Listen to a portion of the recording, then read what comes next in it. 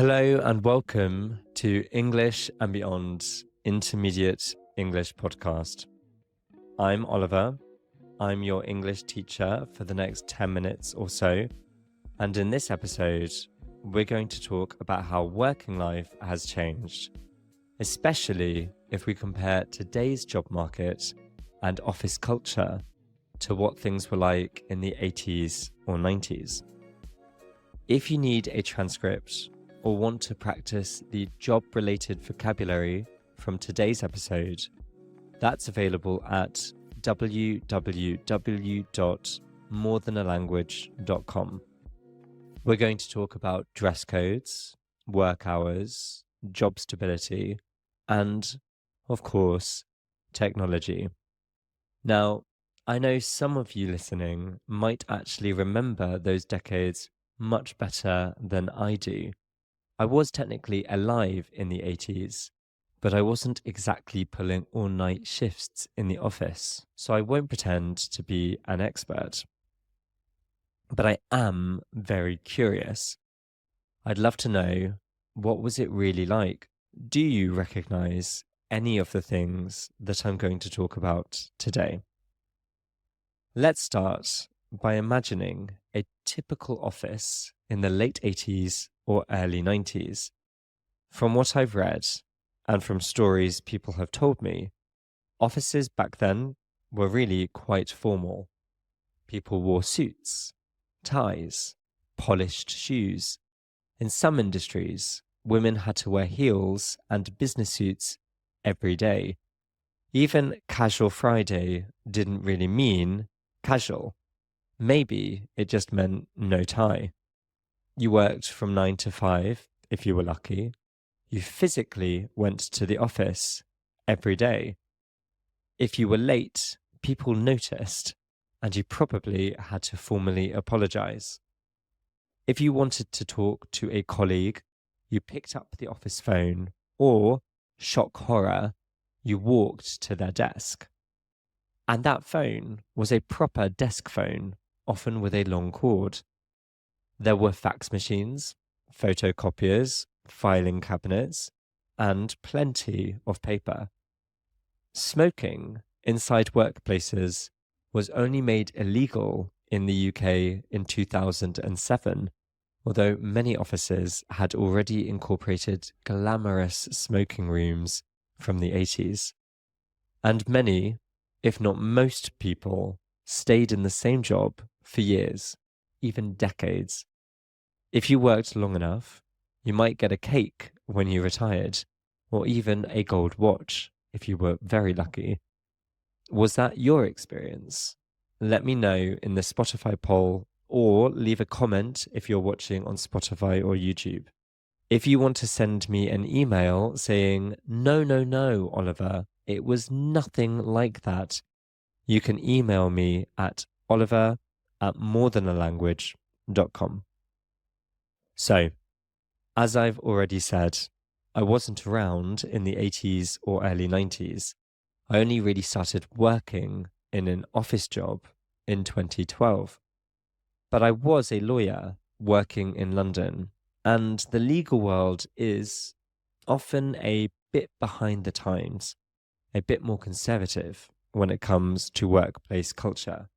So in some ways, I think I experienced a mixture of the old and the new. I wore, every day, a suit and tie.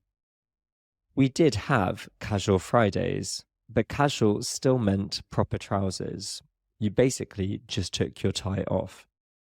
We had plenty of bundles of paper everywhere, since they still had to be signed. Yes, physical signatures with pens. But at the same time, I had a BlackBerry. Do you remember those? Mine had a little flashing red light every time I got a message. I even changed the colors so that it would beep with a different color of the rainbow with every email, just in an effort to make the constant notifications slightly less stressful. This was especially the case when I was trying to enjoy dinner in a restaurant and the little red light wouldn't stop blinking at me. So Although it was 2014, it still felt a little bit like the 90s.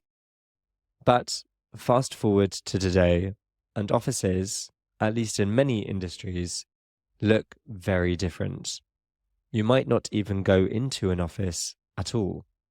Many people now work remotely from home, a coffee shop, or even a different country like me. Especially after the pandemic, this has become the new normal. And the dress code is also significantly more relaxed.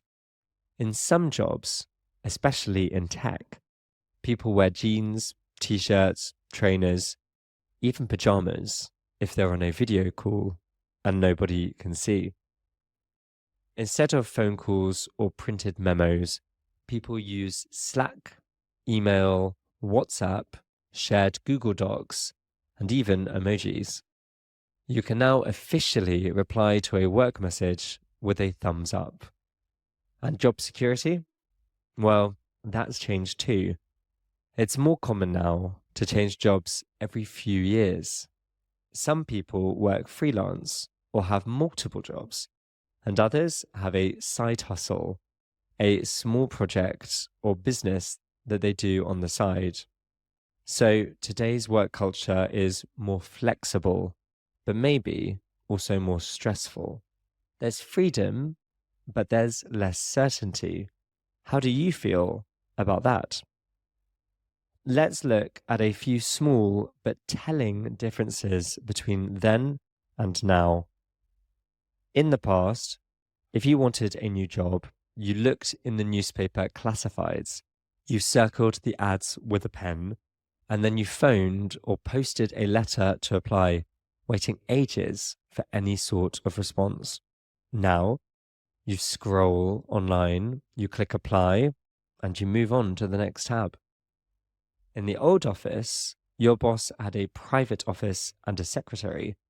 But today, your boss might be 27, wearing Crocs, and sending messages like, "Hey, quick question." In the past, if you left work at 5, your workday was done. No more emails, no more calls. Now, your phone is always buzzing. Messages at night, notifications on weekends. Work never really ends. We've replaced fax machines with Google Docs and office gossip with Slack threads. I'm not sure that that's progress, but it's definitely different. So the big question is, which version of working life is better? And the answer is, I don't know. I really don't. I guess it depends who you ask. Some people miss the structure, the routine, and the clear separation between work and life. You didn't have to learn new software every 6 months, and you didn't get 3 different messages just to schedule a meeting. But others love the freedom of working from home, the chance to travel, or the ability to change careers later in life. There are pros and cons to both. And no matter when you started working, you've probably had to adapt to new tools, new expectations, new norms. Working life is always changing. It reflects the world around us, our values, our technologies, our lifestyles. But underneath all the change, I think the main goal has stayed the same.